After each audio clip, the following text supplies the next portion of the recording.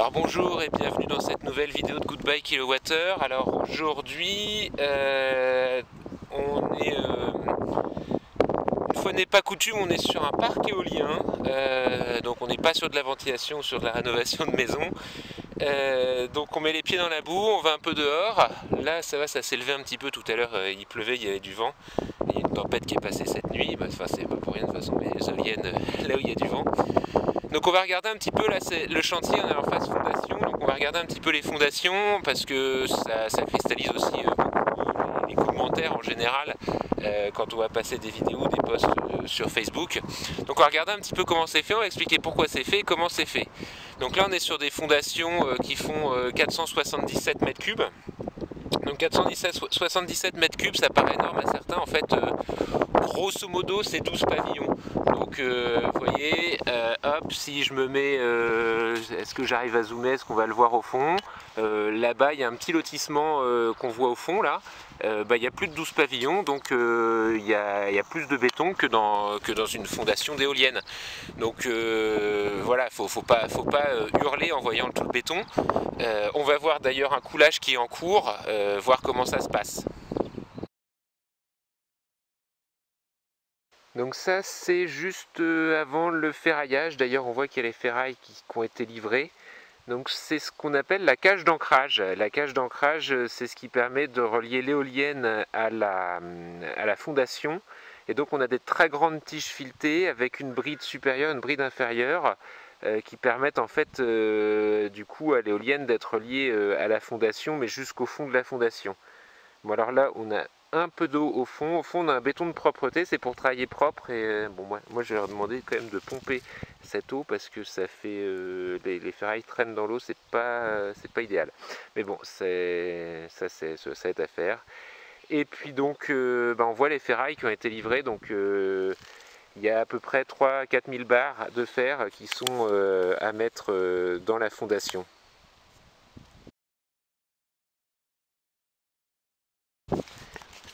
Alors voilà, quand on vient de faire le ferraillage et juste avant le coulage, donc qu'est-ce qu'on voit quand on est dessus? Donc on a un ferraillage très resserré sur le milieu. On retrouve donc la bride qui va faire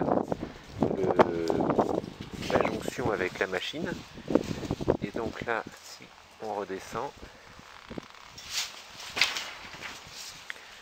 donc on a ce socle qui ressort toujours avec ce ferraillage très resserré. On voit sous la bride que les tiges descendent et sont maillées avec le ferraillage. Et puis sur l'extérieur, on a quelque chose de plus simple en fait. On a des cerces qui font tout le tour et on a des rayons. Et en fait, on n'a que deux nappes. On a une nappe supérieure là qu'on voit directement. Et si on descend en dessous, hop, on passe. Il y a une zone où il y a juste quelques tiges vers le haut. Et puis une nappe inférieure au fond. Donc les deux nappes sont reliées par quelques tiges qui vont entre les deux. Mais en fait c'est essentiellement une nappe supérieure ici, une nappe inférieure vraiment au fond. On voit tout au fond aussi. Donc on pose sur des petites cales béton le ferraillage parce qu'il doit y avoir toujours un enrobage de 5 cm de béton pour la ferraille. La ferraille ne doit pas affleurer sur le bord du béton. De même c'est pareil le long du coffrage, on a des espaceurs qui permettent d'être suffisamment espacé de la ferraille pour pas que ça affleure et donc qu'il n'y ait pas d'effet de corrosion.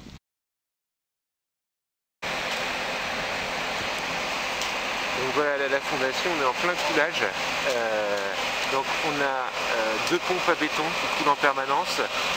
Il y a à peu près 3-4 toupies qui sont là en permanence en train de vider leur béton. Il faut savoir qu'on doit faire ça en une fois. Donc les gars ils commencent vers 6h du matin, ils terminent vers 14-15h le coulage et puis après il y a toutes les finitions.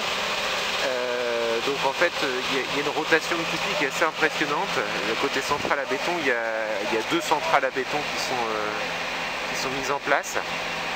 Et donc les pompes à béton viennent couler le béton et systématiquement donc il y il y a l'aiguille qui est là pour vibrer le béton en permanence, hein, pour pas qu'il y ait de bulles d'air, que le béton soit bien compacté.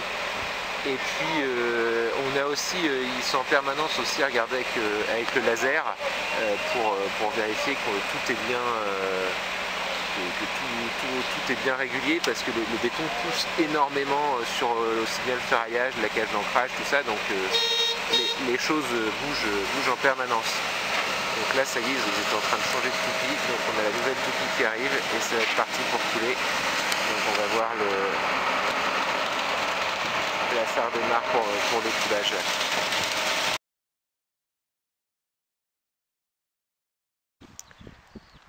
Alors une fois que le coulage est terminé, ça donne ça. Alors là, il n'y a pas encore le remblaiement de fait, on voit qu'on est en Normandie en automne. Donc il y a un peu d'eau, comme le terrain est argileux en plus, ça retient un peu l'eau. Donc ça, c'est un coulage qui a été fait il y a un peu plus d'une semaine. Et donc on a la fondation complète une fois terminée. On va aller se mettre dessus pour regarder un petit peu qu'est-ce que ça veut dire une fondation et qu'est-ce qu'il y a comme élément. Alors sur la fondation, donc on a toute cette partie enterrée là qu'on a ici, hein, qui fait 20 mètres de diamètre, donc qui fait le poids et l'assise de la machine, de la fondation de la machine.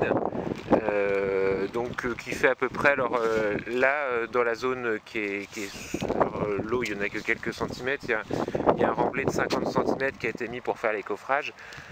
Donc entre le bas et le haut de la fondation, on a à peu près 3 mètres de béton, donc 477 mètres cubes. Donc ça, ce qui ressort ici, c'est le socle pour poser l'escalier, comme ça il est directement posé sur la fondation. Alors certains en fait font juste une dalle béton en surface, là en fait c'est directement attaché à la fondation, donc ce qui est pas mal. Alors on va retrouver là-haut, donc on avait vu tout à l'heure la cage d'ancrage, qui est la partie en fait qui va être vissée au mât, hein, via toutes ces vis là, il y en a 160, et qui enserre entièrement la fondation. Donc le mât en fait est accroché jusqu'au fond de la fondation, le mât de l'éolienne, via donc toutes ces tiges filetées, hein, c'est des très très longues tiges filetées. On a ensuite l'éolienne, ça produit de l'électricité. Donc il faut la raccorder, donc on a les arrivées et départs, parce que une machine en fait, cette machine là c'est pas une bout de ligne, donc en fait il y a des réservations et il y a 3 câbles qui partent vers la machine suivante et 3 câbles qui viennent de la machine précédente. Et ensuite là on a la fibre optique, donc une réservation aussi toujours, et puis les fibres optiques qui vont vers les machines précédentes et suivantes, puisque donc les éoliennes elles sont raccordées entre elles par fibre optique, et ça permet de communiquer, de les piloter depuis un bureau loin du parc. Donc ce qu'on voit aussi qui dépasse ici, là, c'est le circuit de mise à la terre de l'éolienne. Donc la mise à la terre de l'éolienne, elle a 2 fonctions principales. Il y a une fonction qu'on va dire basse fréquence, hein, qui est si par exemple il y a un circuit de courant continu de l'éolienne, ou un circuit de courant 50 Hz de l'éolienne qui vient toucher qui vient avoir un défaut, hein, comme nous sur d'autres machines à laver ou autres. Et en fait ça permet d'évacuer ce courant de fuite à la terre, et donc de mettre en protection. Et puis ça a aussi une utilité en cas de foudre, puisque les éoliennes c'est très haut et c'est dans la plaine, et donc ça permet d'évacuer le courant de foudre.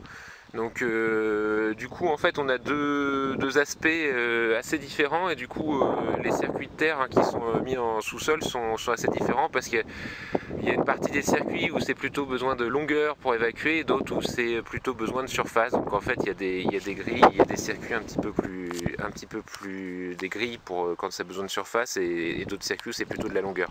Il y a aussi une câblette en fait cuivre qui relie éolienne à éolienne pour qu'elle soit tout au même potentiel.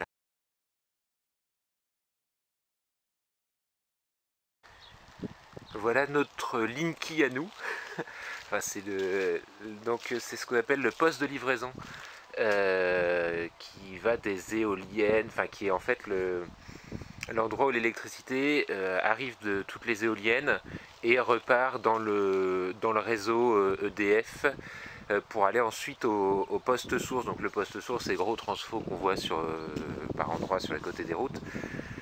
Donc il y a deux portes, il y a un côté qui est pour l'éolien en fait, qui sert à piloter, enfin c'est plus du pilotage du parc, et puis il y a un côté qui sert, qui est plutôt le côté EDF. Donc en fait voilà, il y a un côté qui est pour le gestionnaire du réseau et de l'autre côté pour l'éolien. Donc l'électricité elle repart par ici dans ces câbles là, donc qui ne sont pas encore connectés vers le réseau national d'électricité, et puis par derrière elle part vers les éoliennes. Donc on voit les différentes éoliennes vers lesquelles ça part. Donc on voit que là l'éolienne 1 était connectée, pas l'éolienne 2. Donc on a des câbles qui sont quand même relativement gros, hein. C'est des câbles alu, ça c'est du 95 mm carré, donc un petit peu plus gros que ce qu'on peut voir par ailleurs. La terre, donc ça c'est la ligne équipotentielle entre les éoliennes, hein, donc c'est une câblette de cuivre. Et puis on a, ça c'est la partie communication, hein, puisqu'il y a aussi la partie communication, mais aussi reliée au réseau de télécommunications. Donc voilà, ça c'est une fibre optique qui passe dans un fourreau en PE. Et donc là, on part, là les câbles sont déjà enterrés, donc on part vers l'éolienne suivante. Là.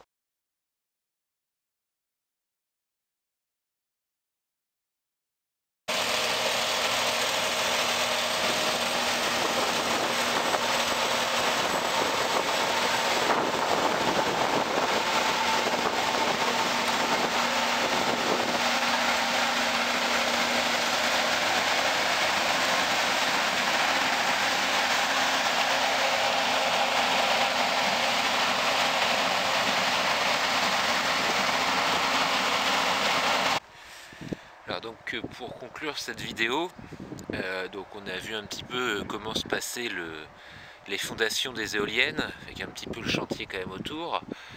Alors oui, il ne faut pas se leurrer, toute activité humaine a un impact. Là je suis dans des champs, les champs ça a un impact, hein. Il y a des tracteurs qui consomment du gasoil, il y a des engrais, il y a des choses comme ça. L'éolien, ça a aussi un impact. Alors maintenant en fait il faut bien mesurer l'impact et le bénéfice, hein. C'est comme pour les médicaments, c'est comme tout, c'est toujours un bénéfice-risque. Donc oui, une éolienne, il y a du béton, il y a de la ferraille. Alors en termes de béton et de ferraille, c'est quand même des choses qui sont... la ferraille est recyclable, le béton on peut le réutiliser plutôt que en matériaux de sous-couche routière, plutôt que d'aller chercher des matériaux dans les carrières une fois que ce sera démantelé. C'est aussi un investissement qui est un investissement de long terme, hein, puisque à la base les éoliennes c'était 20 ans, maintenant on va plutôt aller chercher sur une quarantaine d'années, maintenant que les technologies sont matures. Donc voilà, c'est pas là pour rien, et puis bon an mal an, c'est entre 10 et 20 logements, en termes de béton c'est pas non plus énorme. Et puis par ailleurs c'est une centrale électrique qui va produire de l'électricité sans aller chercher du pétrole, du charbon ailleurs ou de l'uranium ailleurs. Le vent il est ici, alors effectivement c'est un outil qui est diffus, donc c'est pour ça qu'on est obligé de mettre c'est des petites unités par rapport à une centrale nucléaire qui est une grosse unité concentrée. Mais voilà, en fait c'est des petites unités qui contribuent, donc qui donnent leur part de contribution, et une éolienne quand même comme ici de 3,6 MW, ça alimente pas mal de maisons, hein, parce que même avec un 25% de facteur de charge, alors on pourrait rediscuter un peu du facteur de charge, comment ça fonctionne, on va pas le faire ici parce que c'est un petit peu long, c'est quand même des productions assez impressionnantes cumulées sur une année, hein. Donc voilà, c'était aussi pour dire ça. Vous voyez bien le rapport bénéfice-risque. Effectivement, il y a un impact, il y a un impact visuel, il y a un impact environnemental, mais aucune activité humaine n'a pas d'impact. Le principe, c'est que quand on transforme le monde qui nous entoure pour notre usage, forcément on a un impact. Voilà. Après, maintenant, le tout c'est systématiquement de regarder ce que ça apporte et puis ce que ça nous coûte environnementalement parlant.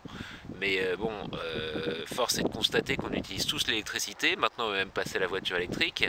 Bah, la voiture électrique, si c'est pour mettre des centrales à charbon de l'autre côté, c'est pas forcément la peine, quoi. Donc voilà, faut bien réfléchir à tout ça avant de se dire oui, c'est pas écolo ou ça produit pas grand chose, des choses comme ça. Voilà, faut mesurer. C'est une question de curseur. Il faut mesurer ce que ça fait. C'est aussi une activité qui se fait chez nous, hein. Le pétrole c'est 100% importé, bah, le vent on l'a chez nous, donc c'est des emplois qui sont locaux aussi, hein, pour l'éolien. Aussi bien en termes de travaux qu'après en termes de maintenance, c'est des emplois qui seront sur place. Voilà, donc c'était aussi pour montrer un petit peu comment ça se passe, parce que bah, du coup moi via mon métier en fait je touche de près ce genre de chantier. Voilà, maintenant la vidéo est terminée, vous pouvez regarder les vidéos à droite et à gauche, et moi je vous dis à une prochaine sur Goodbye Kilowattheure.